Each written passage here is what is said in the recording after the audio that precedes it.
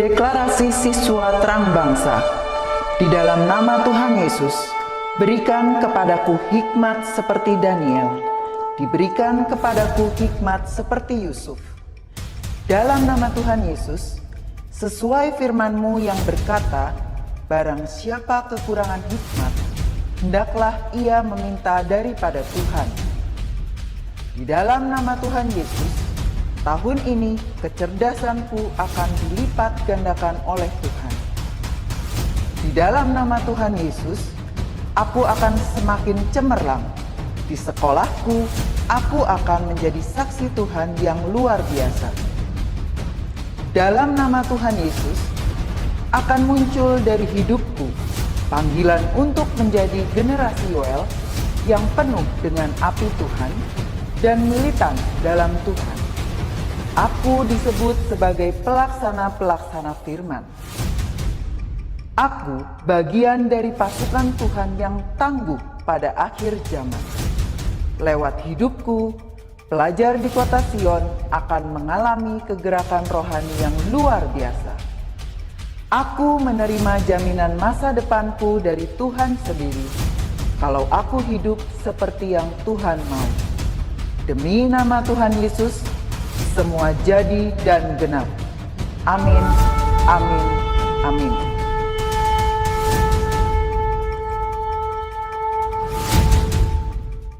Selamat pagi adik-adik, shalom semuanya. Pagi hari ini kita mau sama-sama berkata Tuhan Yesus sangat baik dalam hidup kita. Kita mau mengucap syukur untuk sepanjang malam tadi kita masih bisa tidur yang nyenyak, dikasih mimpi yang luar biasa indahnya. Dan pagi hari ini kita masih bisa bernafas dan membuka mata, bergerak, bahkan bisa bersekolah kembali. Itu semua karena Tuhan, dan kita mau sama-sama sembah Tuhan pagi hari ini.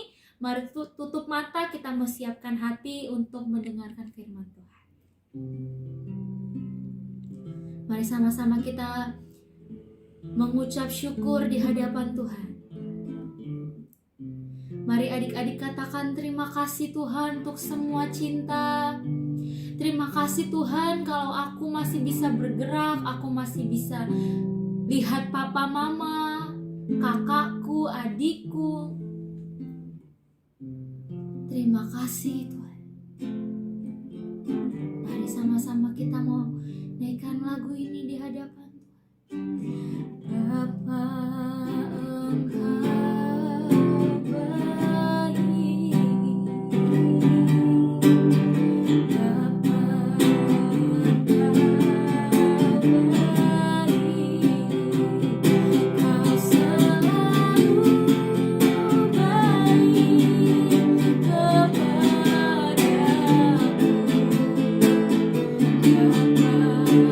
Puji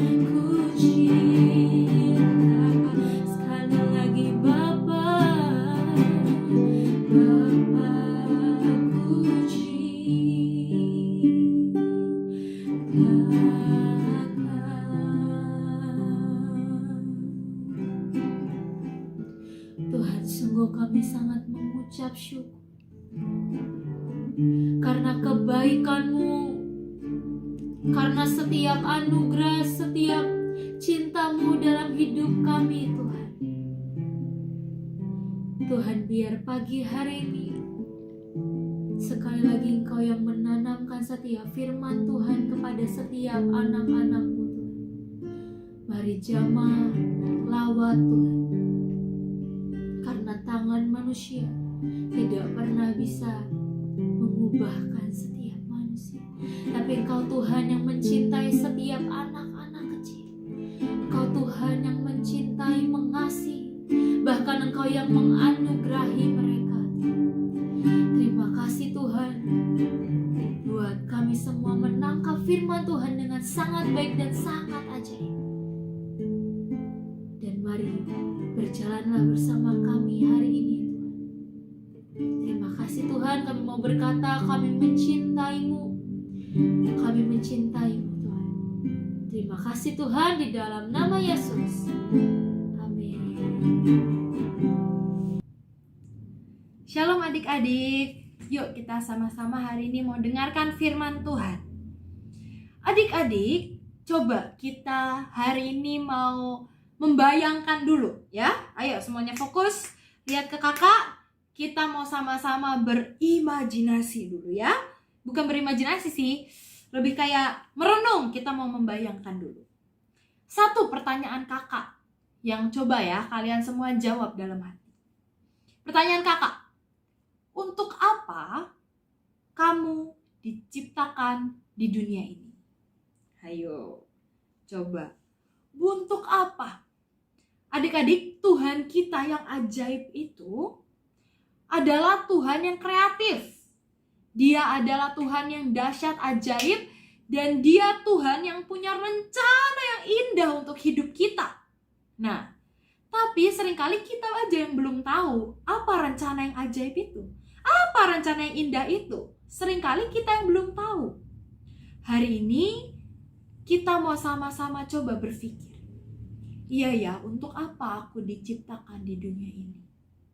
Apakah untuk menjadi penyembah?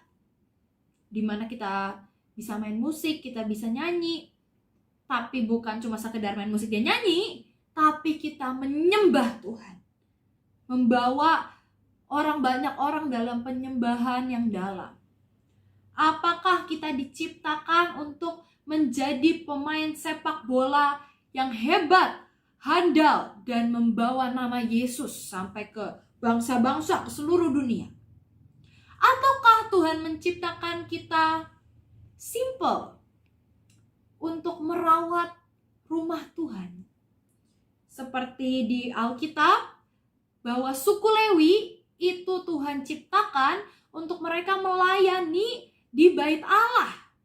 Jadi mereka seluruh hidupnya mereka melayani di bait Allah. Nah, apakah Tuhan menciptakan kita untuk hidup seperti itu? Nah, adik-adik, setiap orang itu beda. Adik-adik dan kakak itu beda. Tuhan ciptakan untuk tujuan yang berbeda-beda. Karena sekali lagi Tuhan itu kreatif.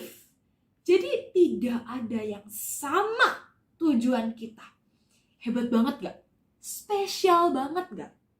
Bahwa sampai tujuan kita hidup di dunia ini itu tidak ada yang sama. Adik-adik mungkin berbeda. Kakak juga berbeda.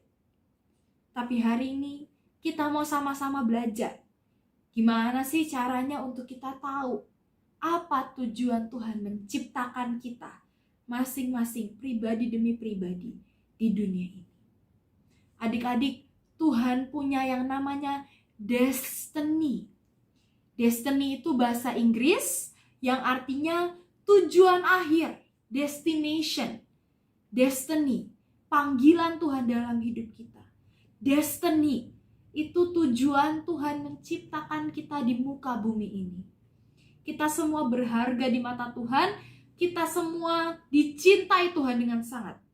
Tidak ada satupun orang di dunia ini yang diciptakan tanpa tujuan yang indah, tanpa tujuan yang ajaib yang Tuhan sediakan.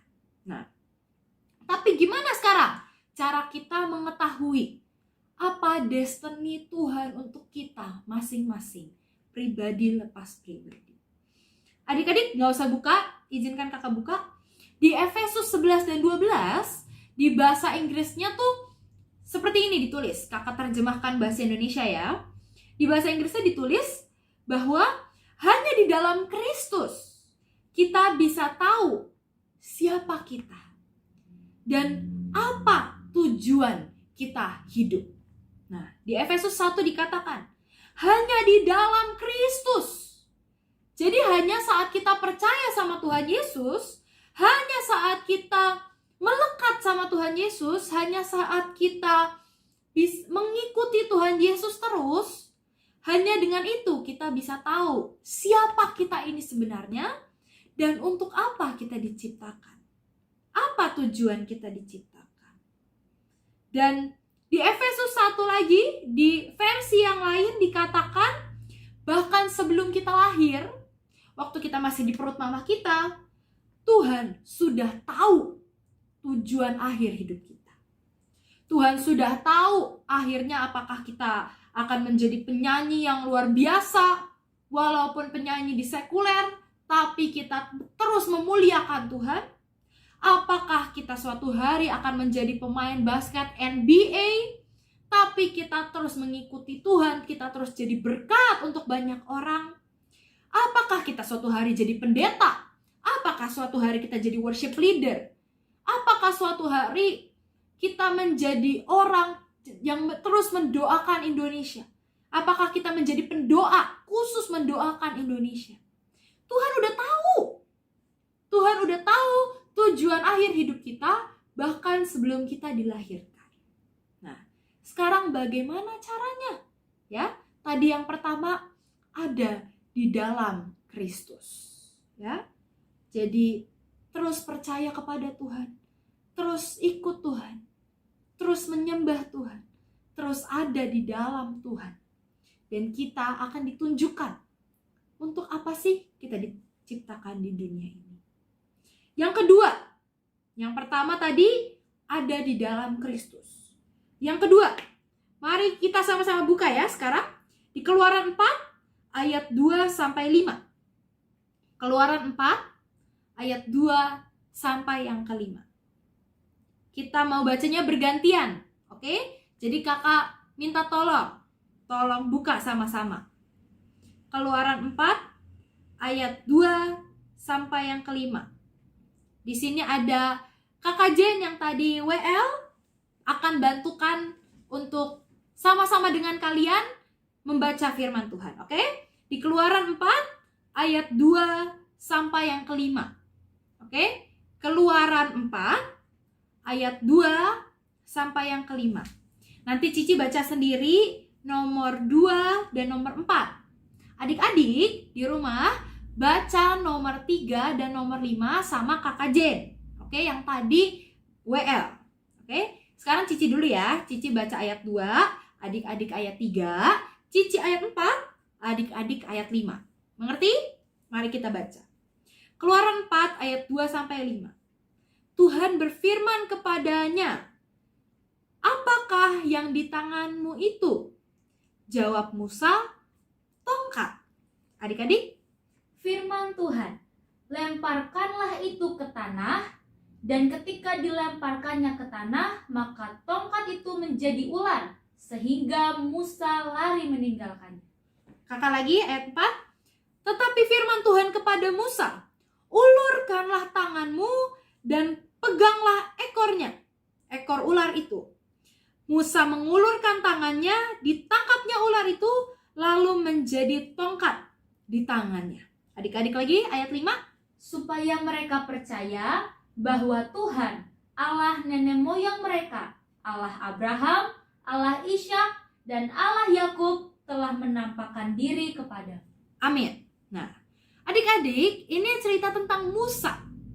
Hari itu Tuhan berkata kepada Musa, "Musa, apa yang ada di tanganmu?" Musa bilang, "Tongkat Tuhan." Cuman tongkat. Kakak mau tanya, tongkat bisa ngomong nggak? Nggak, tongkat nggak bisa khotbah. Tongkat bisa nyanyi nggak? Nggak, tongkat nggak bisa nyanyi.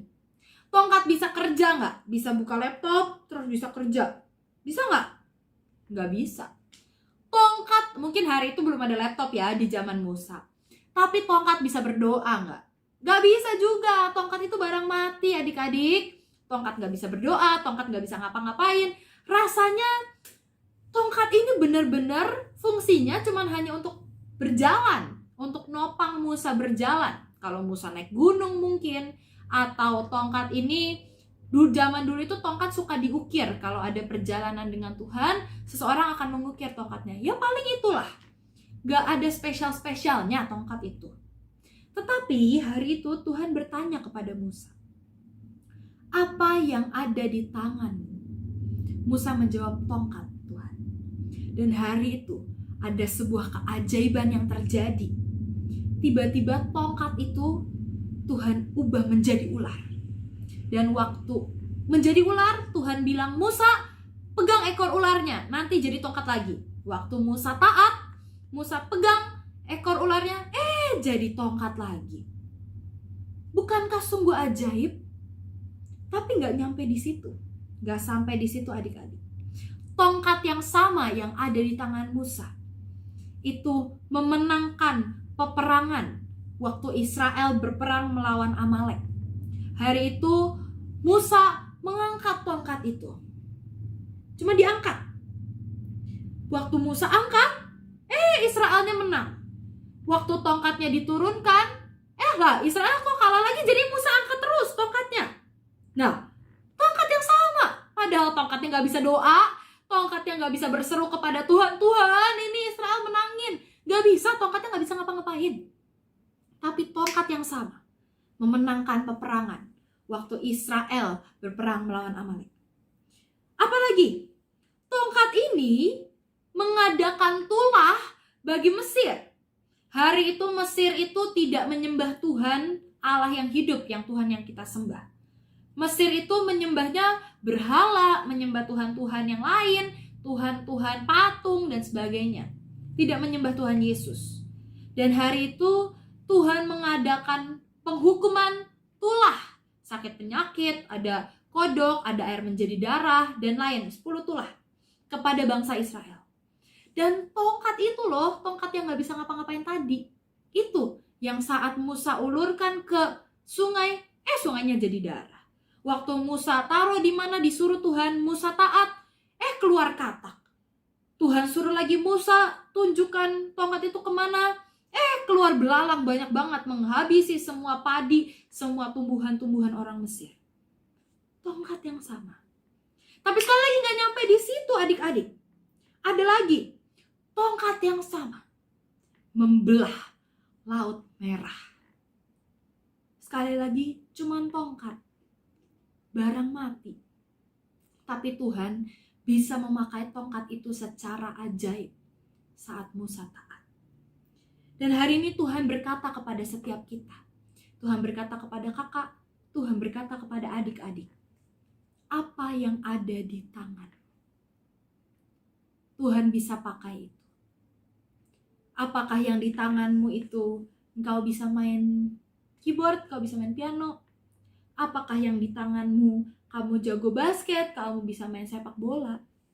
Apakah yang ada di tanganmu hari ini bahkan game? Kamu sukanya game, kamu suka ngutak-ngutik game, kamu bisa nge-cheat, kamu tahu komputer dengan baik, kamu ngerti nge-hack, ngerti banyak tentang komputer dan sosial media dan semua internet dan sebagainya. Kalau itu yang ada di tanganmu, berikanlah kepada Tuhan dan katakan, Tuhan, ini yang aku punya. Mungkin yang ada di tanganmu adalah engkau pintar ngepang-ngepang rambut, yang cewek-cewek mungkin ya, atau engkau pintar make up, bahkan di umur yang masih muda. Atau yang ada di tanganmu itu, Tuhan, aku kayaknya gak punya hobi, gak punya talenta apa-apa yang spesial, tapi aku suka main HP, Tuhan. Gak apa-apa, bilang aja sama Tuhan. Hari ini Tuhan tanyakan apa yang ada di tanganmu. Belajar jujur sama Tuhan. Bilang, Tuhan, yang ada di tanganku adalah aku punya suara yang bagus. Atau Tuhan, yang ada di tanganku adalah cuman HP ini loh Tuhan.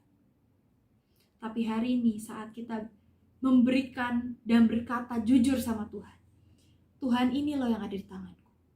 Seperti hari itu Musa berkata, Tuhan, yang ada di tanganku ini tongkat. Cuma tongkat. Tetapi Tuhan bisa memakai tongkat itu, melakukan keajaiban, melakukan mujizat, melakukan penghukuman bagi orang-orang jahat. Tuhan bisa memakai tongkat itu. Dan Dia Tuhan yang sama, yang bisa memakai setiap hidup kita dengan ajaib, dengan dahsyat, dengan sangat indah. Tapi apa yang harus kita lakukan? Berkatalah sama Tuhan, Tuhan, ini yang ada di tanganku. Pakai aku Tuhan, pakai hidupku. Sekali lagi hari ini, pertanyaan kakak satu untuk kita semua. Untuk apa tujuan kita diciptakan? Untuk apa kita dibuat, kita ada di dunia ini, untuk apa? Yang pertama, kita harus ada di dalam Kristus. Saat kita ada di dalam Kristus, kita mengikuti Tuhan Yesus dengan setia, kita akan ditunjukkan untuk apa kita diciptakan di dunia ini. Siapa kita sesungguhnya? Yang kedua, apa yang ada di tangan? Mungkin itu cuma HP, mungkin itu permainan musik yang bagus, suara yang bagus, mungkin kau jago olahraga, kau jago nari.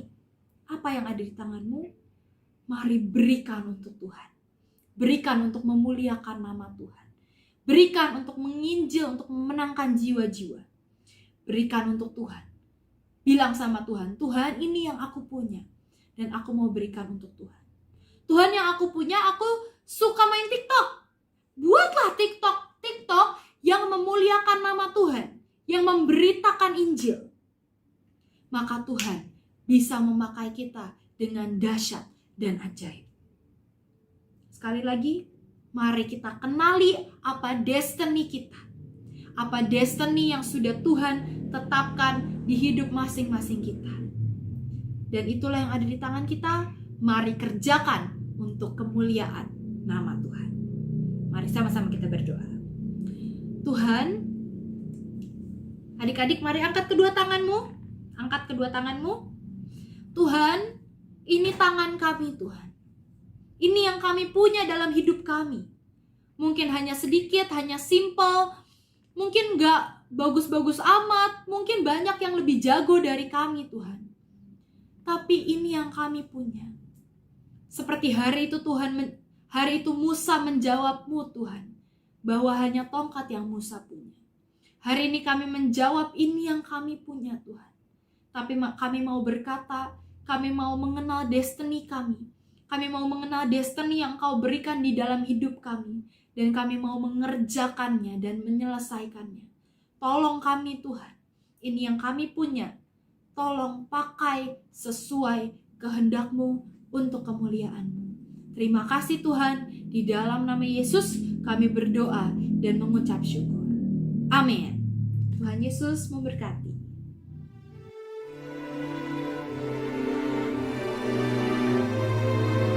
Mazmur 91 ayat 1-16. Dalam lindungan Tuhan. Orang yang duduk dalam lindungan yang maha tinggi dan bermalam dalam naungan yang maha kuasa akan berkata kepada Tuhan, tempat perlindunganku dan kubu pertahananku, Allahku yang kupercayai. Sungguh, Dialah yang akan melepaskan aku dari jerat penangkap burung, dari penyakit sampar yang busuk. Dengan kepaknya, Ia akan menudungi engkau. Di bawah sayapnya engkau akan berlindung. Kesetiaannya ialah perisai dan pagar tembok. Engkau tak usah takut terhadap kedahsyatan malam, terhadap panah yang terbang di waktu siang, terhadap penyakit sampar yang berjalan di dalam gelap, terhadap penyakit menular yang mengamuk di waktu petang. Walau 1000 orang rebah di sisimu dan 10.000 di sebelah kananmu, tetapi itu tidak akan menimpamu. Engkau hanya menontonnya dengan matamu sendiri dan melihat pembalasan terhadap orang-orang fasik. Sebab Tuhan, ialah tempat perlindunganmu. Yang Maha Tinggi telah kau buat tempat perteduhanmu. Malapetaka tidak akan menimpa kamu, dan tulah tidak akan mendekat kepada kemahmu. Sebab malaikat-malaikatnya akan diperintahkannya kepadamu untuk menjaga engkau di segala jalanmu. Mereka akan menatang engkau di atas tangannya, supaya kakimu jangan terantuk kepada batu. Singa dan ular tedung akan kau langkahi. Engkau akan menginjak anak singa dan ular naga. Sungguh, hatinya melekat kepadaku, maka aku akan meluputkannya. Aku akan membentenginya, sebab ia mengenal namaku. Bila ia berseru kepadaku, aku akan menjawab. Aku akan menyertai dia dalam kesesakan. Aku akan meluputkannya dan memuliakannya. Dengan panjang umur akan kukenyangkan dia, dan akan kuperlihatkan kepadanya keselamatan daripadaku. Amin.